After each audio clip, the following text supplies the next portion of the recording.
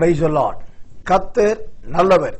ஆண்டவராகிய இயேசுவின் நாமத்திலும் இயேசுவின் வல்லமை ஒளித்து சார்பிலும் தேவனுடைய ஊழியக்காரனாகி நான் உங்கள் மனதார சந்தோஷமாய் வாழ்த்துகிறேன். இயேசுவின் அழகும் அதன் அர்த்தங்களும் என்ற தலைப்பிலே தொடர்ந்து தேவ கிருபையினால் தேவனுடைய மகிமையினால் தேவ வார்த்தையை பார்த்து வருகிறோம். அதில் ஒரு பகுதியாய் இயேசுவின் யாத்திரை என்ற பகுதியிலே அவர் போன இடங்களை பார்த்து வருகிறோம். அப்படி அவர் போன இடங்களில் இன்றைக்கு மிக முக்கியமான ஒன்றை பார்க்க போகிறோம். ஆம், லூக்கா சுவிசேஷத்தின் புஸ்தகம் 8ஆம் அதிகாரம் 1வது வசனத்தை வாசித்தால், பின்பு அவர் பட்டணங்கள் தோறும் பிரயாணம் பண்ணி என்று வாசிக்கிறோம். ஆம், இயேசு பட்டணங்கள் தோறும் போனார் என்று வேதம் சொல்லுகிறது. அங்கெல்லாம் அவர் யாத்திரையாய் போனார். அப்படியானால் இயேசு பட்டணங்கள் தோறும் போனதனால் உண்டான விளைவு என்ன? அவைகளை நாம் பார்க்கலாம். அதற்கு முன்பாய் ஒரு முக்கியமான உதாரணத்தை, ஒரு சம்பவத்தை நான் உங்களுக்கு சொல்ல விரும்புகிறேன்.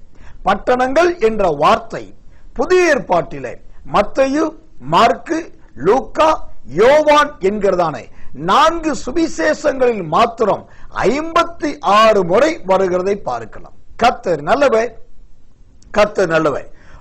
மத்தேயு முதல் வெளிப்படுத்தின விசேஷம் வரைக்கும் உள்ள முழு புதிய ஏற்பாட்டிலும் பட்டணங்கள் என்ற வார்த்தை 159க்கும் அதிகமான முறை வருகிறதை பார்க்கலாம்.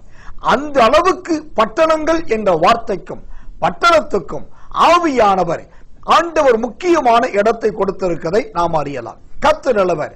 அப்படியானால் இயேசு போன ஒரு பட்டணத்தை பார்க்கலாம். லூக்கா சுவிசேஷத்தின் புஸ்தகம் 5ஆம் அதிகாரம் 12வது வசனம் முதல் 15வது வசனம் வரைக்கும் வாசித்து பார்த்தால் அங்கு முக்கியமான ஒரு சம்பவம் சொல்லப்பட்டிருக்கிறது. ஒரு குஷ்டரோகி வந்தான், அவனை இயேசு சுகமாக்கினார் என்று பார்க்கலாம். கர்த்தர் நல்லவர்.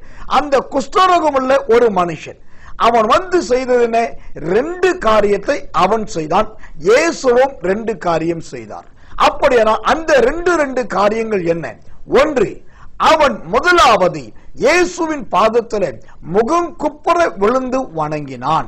2வதாக தேவ சித்தம் அறிய கேட்டான். உமக்கு சித்தமானால் என்னை சுத்தமாக்கும் என்றான்.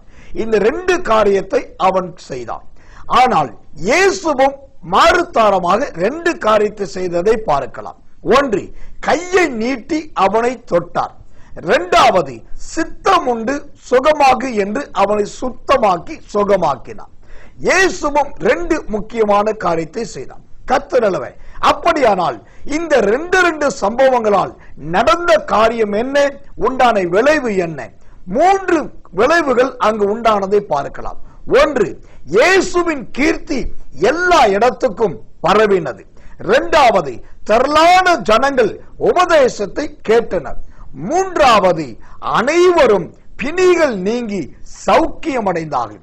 இயேசு பட்டணத்துக்குள் போனதினால் இப்படி மாறுபட்ட வித்தியாசமான மகிமையான நல்ல சம்பவம் நடந்தது. எனக்கு அன்பான தேவ ஜனமே, இதுவரைக்கும் உங்களுக்குள் வந்த இயேசு, உங்க வீட்டுக்குள் வந்த இயேசு இன்று எழுதி வைத்துக் கொள்ளுங்கள். இன்று முதல் உங்கள் பட்டணத்துக்கே வருகிறார். நீங்கள் பெரிய மெட்ரோ சிட்டியில் இருக்கலாம், அந்நிய தேசத்தில் இருக்கலாம், சிறிய நகரத்தில் இருக்கலாம்.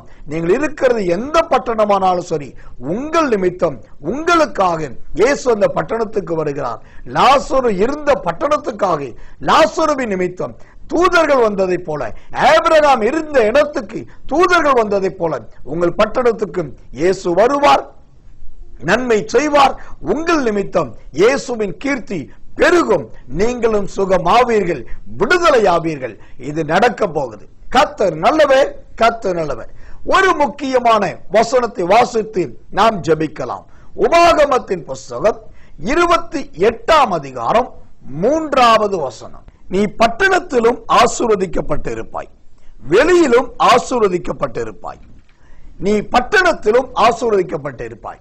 இந்த சத்திய வசனத்தின்படி ஆண்டவர் உங்களை பட்டணம் முழுவதுக்கும் ஆசீர்வாதமாய் வைப்பார், மாற்றுவார். இது நடக்கும். நாம் ஜெபிப்போம். எங்கள் அன்புள்ள நல்ல பரமபிதாவே, நீர் பட்டணங்கள் தோறும் பிரயாணம் பண்ணினீர் என்று நாங்கள் பார்த்தோம். அந்த பட்டணத்துக்கு எவ்வளவு முக்கியத்துவம் கொடுத்தீர் என்று பார்த்தோம். அதே போல் நீ பட்டணத்திலும் ஆசீர்வதிக்கப்பட்டு இருப்பாய் என்ற வார்த்தையின்படி இந்த செய்தியை பார்த்து கேட்டு இப்போது ஜெபிக்கிற, இதை விசுவாசிக்கிற உடைய பிள்ளைகள், பட்டணத்தில் ஒருவராக இவர்கள் இராதபடி அந்த பட்டணத்துக்கே இவர்கள் ஒரு ஆசீர்வாதத்தின் பாத்திரமாய் விளங்கட்டும். அந்த நகர் முழுவதுக்கும் இவர்கள் பெயர்கள் பரவட்டும். அனைவருக்கும் இவர்கள் முன்மாதிரியான ஒரு ஜீவிக்கட்டும்.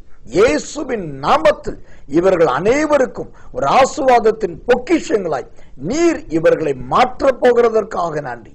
நன்மையும் கிருபையும் உண்டாகட்டும். நீர் ஜெபத்தை கேட்டதற்காக ஸ்தோத்திரம். இயேசுவின் நாமத்தில் பிதாவே, ஆமென், ஆமென், ஆமென்.